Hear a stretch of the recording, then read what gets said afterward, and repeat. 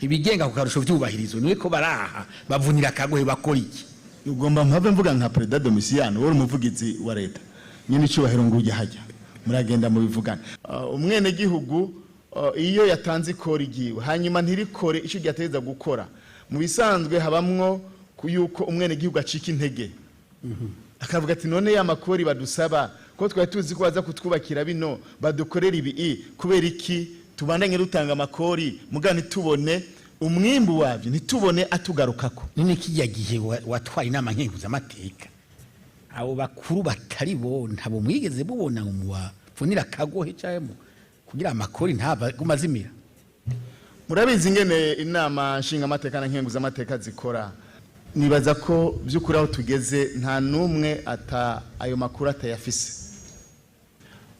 mugabo nkuko bivuze hari ico leta yategeza gufasha kwameliora le climat d'affaires ariko ndakeka ushobora gusanga abakuru aritwe usanga tugorana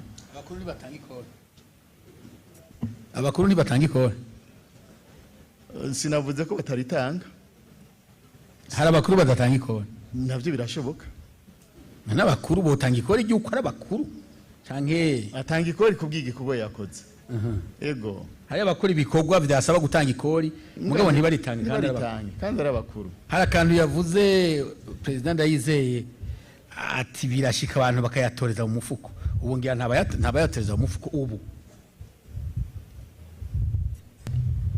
no gutoza amafaranga mu mufuko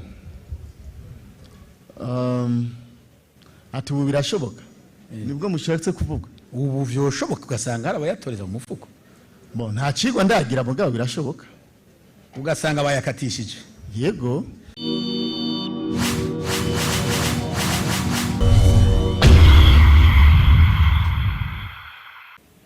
mu bisanzwe mu ijambo ry'Imana nkuko ribivuga nta kuganza na kumwe kutava ku Mana mukeneye muze gusoma mu gitabo ca Danieli igice ca 2 umurongo wa 21 Imana niyo ihindura ibihe gahindura imyanya ikimika abami ikimukura n'abandi mu maso y'abantu ushobora kuza ashobora kuboneka kari mubi mugabo hari n'igihe usange Imana yadungitse nyene uwo mubi nyene kugira ngo akosora abantu navyo birabaho rero muri make kuko Imana niyo nimba twemera Imana kuko vyose bifatiye ubwa mbere kukwemera nimba twemera ko Imana ariyo iganza ibintu vyose irinze ireka umuntu akaza iyo yoba zananye hose peu importe uburyo yoba yashitse ko Imana ikabireka bikaba nuko vyukuri iba bifise intumbero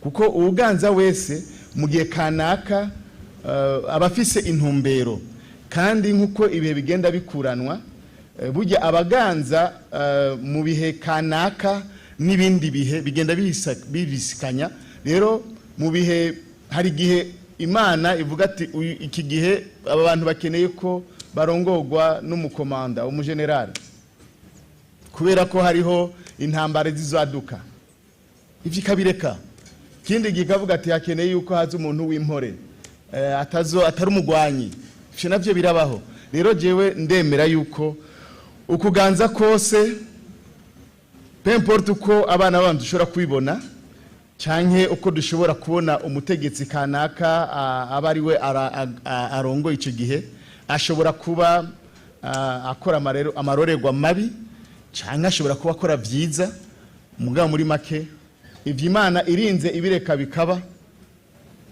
aba yavuye ku Mana abafise igikorwa c'Imana ariko arakora yego cyane musomye ijambo ry'Imana hari gihe Imana kugira ngo ihane abanyisirayeli yabahagurukiriza abarongozi b'abanyamahanga kugira ngo babahane bakabakubita mu ntumbero kugira ngo basubire bagarukane umutima wabo ku Mana rero nico gituma ubwanje umurongozi wese arinze vy'ukuri ajaho abari umukozi w'Imana peu importe uko twebwe tumubona yuko mu maso yacu kimbure atabere mugabo mu Mana kuko ingene Imana iraba biratandukanye n'ingene twebwe abana abantu turaba murakoze. umukuru w'inama nkenguzamateka arashaka ko umukozi w'Imana kwera. Icyo ni ikintu cyoroshe vraiment. Ubundi nsomye rino jambo harimo icyo twita la théologie du travail. Iri jambo Paulo yandikiye abavukanye biroma harimo la théologie du travail. Iyo tuvuze umukozi w'Imana, abantu benshi usanga twirimita kwa pastori, kwa patiri, kwande, ariko iri jambo batwemwo loteme itwereka yuko buri muntu wese ku gikorwa cyose aba ari karakora, n'umutoza kori n'umukozi w'Imana. Umuntu wese, umwarimu n'umukozi w'Imana, umuganga n'umukozi w'Imana, umukenguza amateka, umushinga amateka, uwo ari we wese, kuko aba ari tegeza gukorera abene gihugu Imana yaremye, acacika umukozi w'Imana. Harabayeho abaganza ico gihe bihambirira ku gikorwa cyo gutoza amakori neza. President Domiciano by'ukuri yarishe icyo kibazo. Nta gihugu na kimwe ku isi gishobora kubaho kidabeshejwe n'amakori. Nibaza n'icyo gituma na Paulo yarinze avyandikira abaromani kugira ngo avyure ku gatima ko gukunda igihugu, kuko igihugu cubakwa n'amakori. Nta wundi murima igihugu gifise atari uko abene gihugu b'ico gihugu batanga amakori, hanyuma nk'uko patiri yamuremye yabivuze, haba hasigaye yuko babakuru baba by'ukuri abakuru nyabo bakamenya yuko amakori yatanzwe are kugira ngo afashe abene gihugu muri ryaterambere. Ariko umuvuga uti ababa bakuru nyabo, ukuvuga ari abakuru atari nyabo muri yego cyane. None nk'umukuru atozi ko rashira mu mufuko wiwe, none yumva uvuga ngo uwo toza ashira mu mufuko, neganya kubahugirana ibishasha turiko turavuga. Nta ma inspection, nta ma rapport d'inspection de l'État yama yerekanye yuko mwene ivyo biriho. Ni guturere turabaho, kandi nibaza yuko les services de l'État ngaha ziriho zirazigira ama inspection, bagasanga vy'ukuri hariho amafaranga yanyurije mu mifuko y'abantu. Urumva nk'uyo vy'ukuri n'umukuru w'igicuga ntakwiye, kuko ntabazi yuko mu bisanzwe yononeye toute une nation. Umwene gihugu iyo yatanze ikori giwe hanyuma ntirikore icyo ryateza gukora, mu bisanzwe habamwo yuko umwene gihugu acika intege, akavuga ati none ya makori badusaba ko twari tuzi ko baza kutwubakira bino badukorera ibi, kubera iki tubandanye rutanga amakori muga ntitubone umwimbu wavyo, ntitubone atugarukako. None kijya gihe watwaye inama nkenguzamateka, abo bakuru batari bo ntabo mwigeze bubona ngo muwapfunira kagohe cyamo kugira amakori ntava gumazimira? Murabizi ingene inama nshinga amateka na nkenguza amateka zikora. Mu bisanzwe mu byo bajejwe no kugenzura ibikorwa vya leta, hanyuma muri ivyo barahamagara abashikiranganje batandukanye bakabumviriza. Nizera yuko igihe twari turonga inama nkenguza amateka hari amanama menshi twahamagaye, tugahamagara abashikiranganje. Mu bisanzwe nico vy'ukuri urwego rwatuwe n'abene gihugu bateza gukora, bateza gufasha urwego nshingwantwaro ingene bategeza gutunganya neza ibikorwa leta iba yarashize imbere, abantu bemereye abene gihugu. Ivyo abashinga amateka n'abakenguza amateka baba ari ijisho mu isanzwe ry'abene gihugu, kuko baba nabo batuwe n'abene gihugu bateza kuvugira abene gihugu, na cyane cyane muri ya migambi abene gihugu babifuza yuko irangurwa. Rero twarabikoreye ko kandi tugashima ingene twagenda turakorana n'abari mu rwego nshingwa bikorwa rwa leta, kuko haraba n'impinduka mu gihe by'ukuri twaganiriye kandi bikagenda neza. Mwarabona umwimbu? Yego cyane, umwimbu waraboneka. Erega iyo duhamagaye umushikiranganje tukambwira ati abene gihugu barakeneye ibarabara, hanyuma buke kabiri bakaca bagenda bukari bakorera, twebwe tuca tunezerwa, tuca tuvuga duti abene gihugu bararonse, kandi iryo barabara kugira barikore bakoresha ya makori nyene aba yegeranijwe, kuko si amafaranga baba bafise, bayakura muri cya kigega ca leta President Domitien yaje kuvuga, amakori yegeranije bakaca bafata ko make bakagenda kora rya barabara. Muca mumva yuko kiba ari ikintu ciza mu gihe by'ukuri inama nshinga amateka na nkenguza amateka bakoze muri ubwo buryo kugira ngo nanone bavugira bene gihugu, hanyuma umwene gihugu ashobore kurangurirwa ya migambi kubera ko aratanga ikori. Atanga ikori hashaba kumurangurira ya migambi. Mbere yuko tuja kukurabira hamwe ingene abene gihugu b'abarundi no munsi bo batanga ikori batabanje kugobererwa cyangwa kwidodomba, President Domitien, akabazo gatoyi, we mu nama nkenguza amateka waragiye umugabo waciye umenga ntiwagumyeyo, wanse ko ico gikorwa mu gikorerayo cy'ubuko. Simwe mwadukuyeyo mwadukuyeyo jewe no uvuga nsubireyo sinawasi, ariko wavuyeyo bataragukurayo kumeye watawe kuzura. Aya nshobora kuba nari mfatiriwe ahandi, ariko mwumva kumfuta mwadufuse mwafashe itegeko umuntu yobigenza gute ko atangaho mvise ngo njeyo ku nguvu. Reka rero tugaruke ubundi turavye by'ukuri urugero umwene gihugu mu Burundi ageze ko mu bijyanye no gutanga ikori, je novuga yuko intambwe ishimishije. Turavye by'ukuri iyo twaje tuva, umwene gihugu by'ukuri aratahura akamaro ko gutanga ikori. Ariko rero rimwe na rimwe hari usanga nibaza umwene gihugu acibwa intege na twebwe twitwa bakuru, kubera ko usanga umwene gihugu utanga ikori ry'igitoki nta ngorane bimutera. Umwene gihugu ashoye utwashoye ku isoko agatanga igitansi nta ngorane bimutera. Ikibazo nibaza abajejwe kwegeranya ikino makori bakunda guhurana ni cy'abakuru, abitwa bakuru, kubera ko ni nabo bategeza no gutanga menshi, ariko ndakeka ushobora gusanga abakuru ari twe usanga tugorana. Abakuru ntibatanga ikori. Abakuru ntibatanga ikori. Sinavuze ko bataritanga. Hari abakuru badatanga ikori. Navyo birashoboka. N'abakuru botanga ikori ry'uko ari abakuru canke atanga ikori kubw'igikorwa yakoze. Ego. Hari abakuru ibikorwa byasaba gutanga ikori mugabo ntibaritanga kandi ari abakuru. Ibyo rero bica kuko umukuru nkuko Patiri yabivuze, umukuru musanzwe tegeza kwerekana akarorero keza nk'umukozi w'Imana. Umukozi w'Imana tegeza kwerekana akarorero keza, akaba ni bafati ya mbere mu gukora ico gikorwa, kuko ntiwahamagarira abandi gutanga ikori, nawe ubwawe hari ivyo ukora byategeza kwerekana ugatanga ikori hanyuma nturitange. Aho hoba hari abakuru bahimiririza abandi gutanga ikori bo bataritanga. Singaha gusa mu gihugu cy'u Burundi, n'ahandi biraba. Aha mu Burundi mwongera ntabiriho. Ntavyo nomenya kuko nta enquête nagize, nta enquête nobana nagize kugira ngo menye. Mugabo icyo ndiko ndavuga niyo principe yaho usanga umwene gihugu by'ukuri mutoyi, umudandaza, umwirimizi, umuki gutanga ikori nkuko President Domitien yabivuze, gusora n'ibintu bakuze bakora, bamenyereye by'ukuri, arazi yuko ashoye ikintu ku isoko aratanga arasora. Aba bakuru bagonanwa gutanga ikori bategerezwa vyoborohera kwigisha bene gihugu bandi gutanga ikori. Diego hari bashaka kuba ati mwumva ivyo mvuga ntimurabe ivyo nkora, bamwumve mu majambo gusa.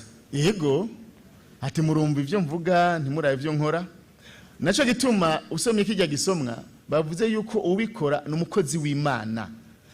Nagomba yuko vy'ukuri abano zino ndongo ziri hano zumva d'abord ico kintu cyo kuba uri umukuru mugabo kaba kandi ufise niyo titre kuba umukozi w'Imana ni ikintu gikomeye cyane, kuko ni naho mu bisanzwe twategeza kubikora n'umutima ubikunze, kuko umukozi w'Imana ahari hose ateza kwerekana les valeurs, ateza kwerekana akarorero.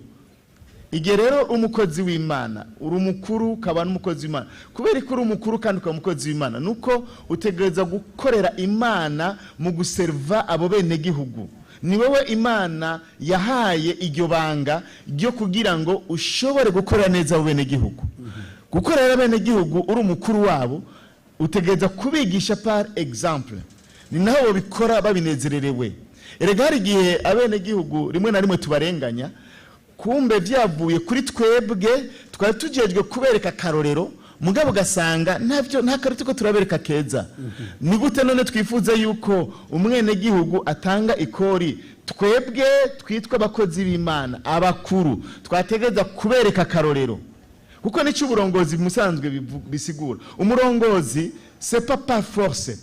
Ndashobora kuba mvise autorité mugabo ntari umulideri.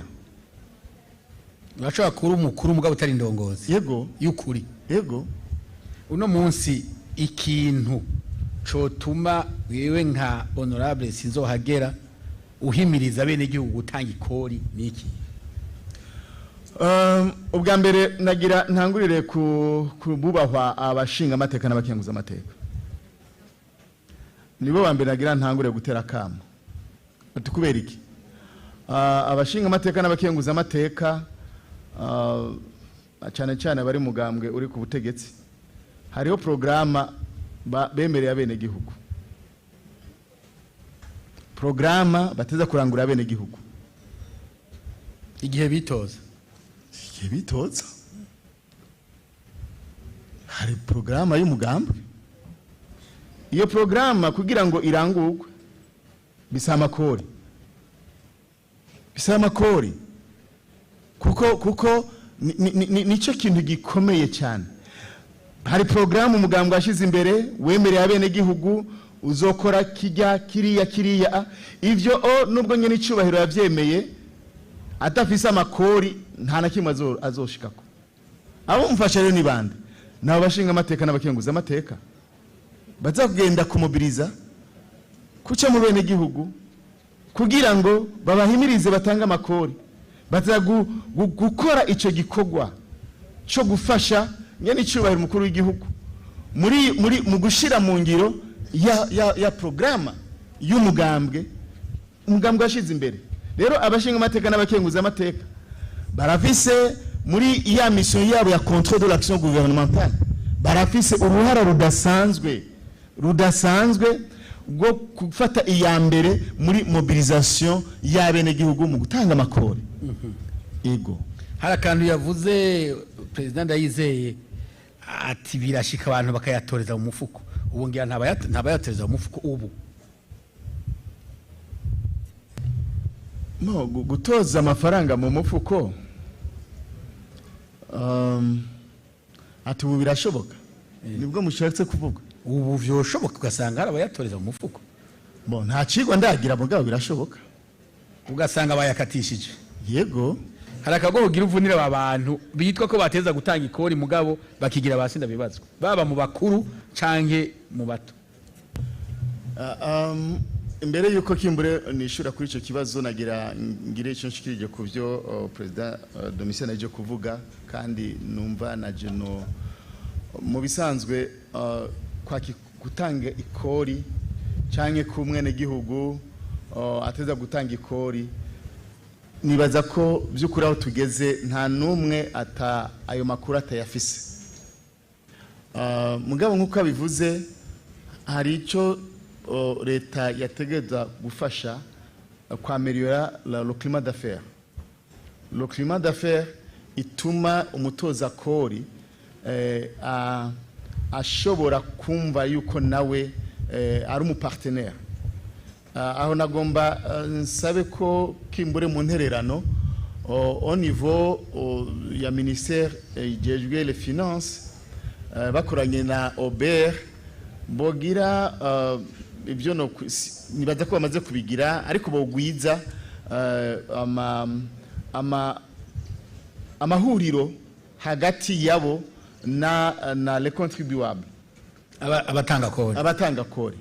Ego bakumviza n'ivyumviro vyabo kuko hari n'igihe usanga muri ntuze yabo bariko barahura n'ibibazo bagwiza ikiyago hagati y'abatanga kori n'abatoza kori. Ego ivyo vyotuma mu bisanzwe abantu babikora pa yuko bumva umengana igihano mugabo bakabikora kubera ko umutima ubikunze. Hakaba vy'ukuri kiganiro hagati y'abatoza kori n'abatanga kori. Ubwo bucuti relation zikabaho bakabonana nk'abapartenaire ntibabonane nk'aho umenga bariko barahigana nk'abakeba no bakumva yuko bose ari abakozi b'Imana basangiye la même mission d'accompagnement umwe hakaba by'ukuri kugurura ico kiyago. Naho nibaza bijya president de mission ariko aravuga byo kuduza amakori canke kugira ante bashobora a travers y'ivyo biganiro bashobora kumvikana, kuko nkuko babivuga iyo amakora bayimurengera naho leta hari igihe ishobora no kutaronka ayo mafaranga parce que abantu barananirwa hanyuma bakabivamo.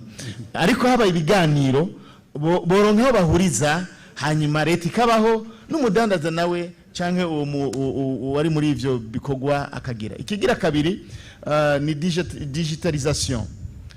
Ndazi yuko muri leta bariko barakora uwo mugambi. Nibaza yuko umugambi wa digitalisation ukwiye by'ukuri gukomezwa cyane, kuko novuga nti igihe twobishika ko hoba kwagura l'assiette fiscale.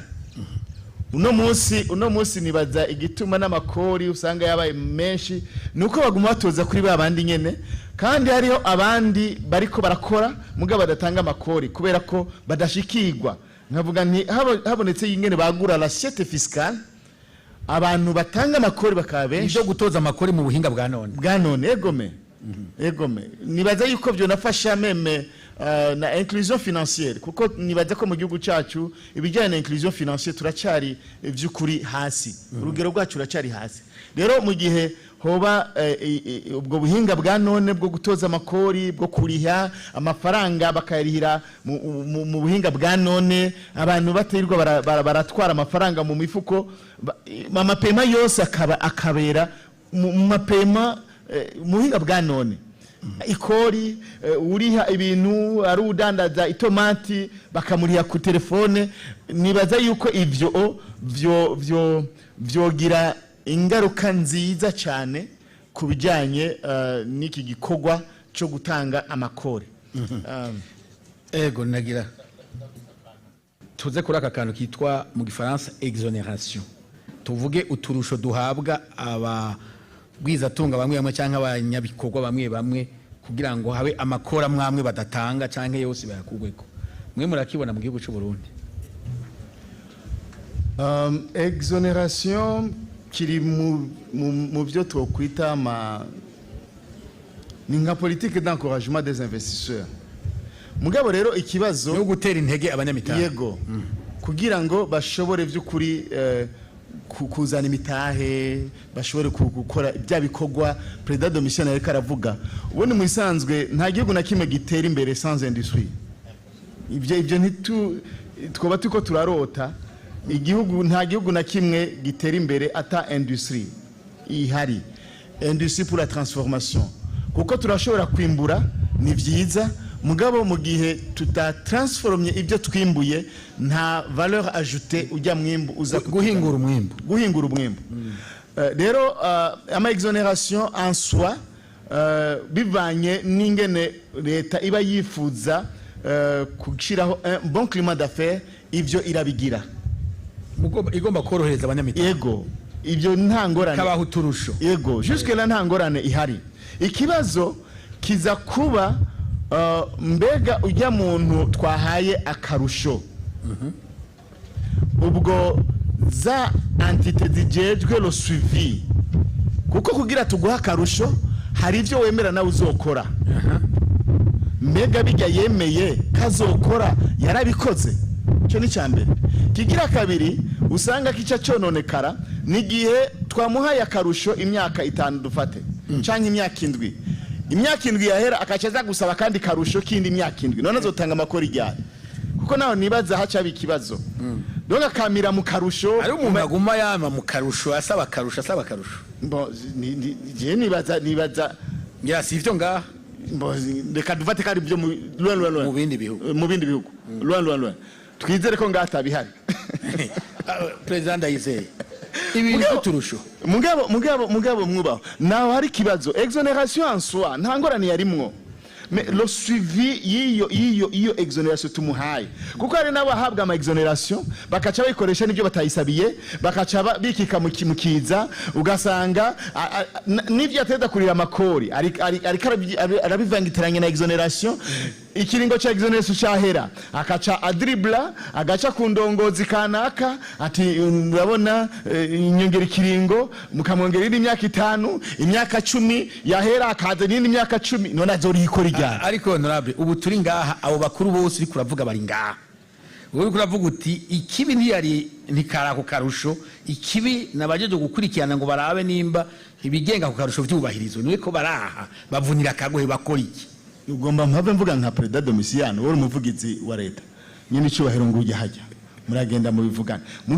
mugabo icyonzi amakankayo ariho amakankayo ariho aho usanga by'ukuri leta yagize akigoro k'imyaka 5 imyaka 7 ko bwatoke reka twakompanye uno mu investisseur kame mu mugambi yazanye ni mwiza tumushigikire tumushigikire tumuherekeze turemeye guheba amakori ino myaka 7 kuko turabona kameme yuko niyatangura kwimbura leta izoronka akarusha ivyo leta igahumiriza kavuga ati nawe nu reka tubikore barabikoze inyuma y'imyaka 7 ukadubona ragarutse ngurumva ngo hariho ngo ibindi bintu ngurumva ngo nyongere yindi myaka 7 hanyuma nyene cyubero gasanga araremerewe akaca sinya none kuri ico kintu President Ndayizeye ikintu cha tuturusho abo bantu byoshika bakaguma basaba uturusho kugira ngo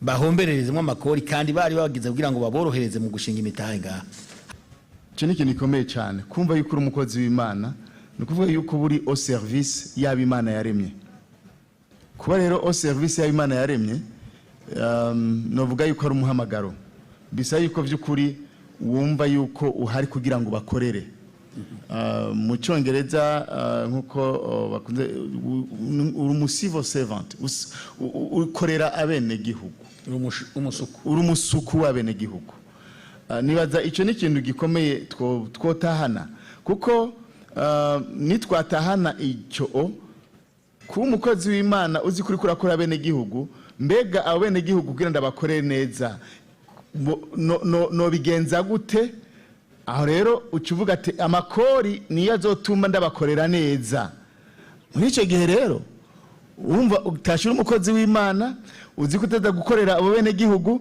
kandi kugira ubakorere uteza kwegeranya amakori hanyuma ya makori akacagaruka akabafasha hanyuma abene gihugu bakanezerwa abene gihugu bakagubwa neza hanyuma nabo nyene iyo babonye by'ukuri ibikogwa bibagarukako iterambere ryabavuye ko ribasubiyeko baca banezerwa rero naho nibaza bano bubaho bose bari hano bumve yuko by'ukuri n'abakozi b'Imana kandi tubikore atari uko ari tegeko umenga igihano kuko gukora ikintu umenga ni igihano navyo ni ngorane ariko tubikore avec cette conscience ego turyohewe tubinezererewe yuko by'ukuri tuko turakora igikorwa twahawe n'Imana murakoze harabusa bigihano wowe